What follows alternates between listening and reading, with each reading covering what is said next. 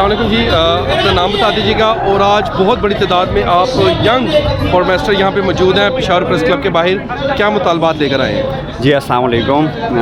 میرا نام ہے محمد یاسر توری، جو کہ میں پشاور یونیورسٹی میں پڑھتا ہوں، فارمیسی ڈپارٹمنٹ میں 3rd فروپ کے اسٹوڈنٹ ہوں۔ اصل میں بات یہ ہے کہ یہاں پہ آج جتنے بھی فارماسسٹ نکلے ہیں تو یہ مطلب یہ ہماری جو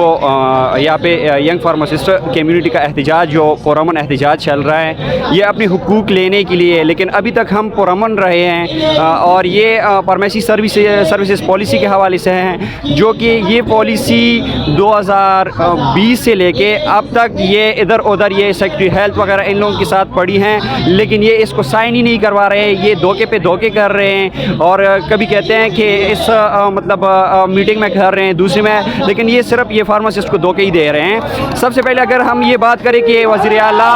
جو علی امین گھنٹبور صاحب ہے، وہ یہ بار بار کہتے ہیں کہ ہماری پہلی فوکس ہیلتھ پہ ہیں، اگر ان کو یہ ہیلتھ کی اتنی پڑی ہوتی تو آج تک یہ فارماسسٹ کا جو حق ہے یہ ان کو دے دیتے، اس سے یہ حق نہ چھین لیتے، یہ ان کو اپنا حق مل جاتا، کیونکہ فارماسسٹ کی بہت زیادہ ضرورت ہے۔ فارماسسٹ کے علاوہ میڈیسن پرسکرپشن یا میڈیسن کا جو بھی کام ہے، یا پراپر چیک اینڈ بیلنس نہیں ہو رہی،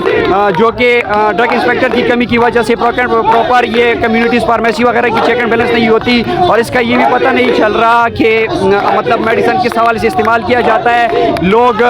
کس ٹائپ کی میڈیسن 2 نمبر یا ٹھیک ٹھاک میڈیسن استعمال کر رہے ہیں کہ نہیں کر رہے ہیں۔ تو اب ہم یہ وزیر اعلیٰ سے مطالبہ کر رہے ہیں کہ ہم پرامن احتجاج کے لیے نکلے ہیں، آپ ہمارے مطالبات کو منظور کریں، بصورت دیگر اگر یہ چیز منظور نہیں ہو رہی تو اس کے بعد ہم ٹھیک ٹھاک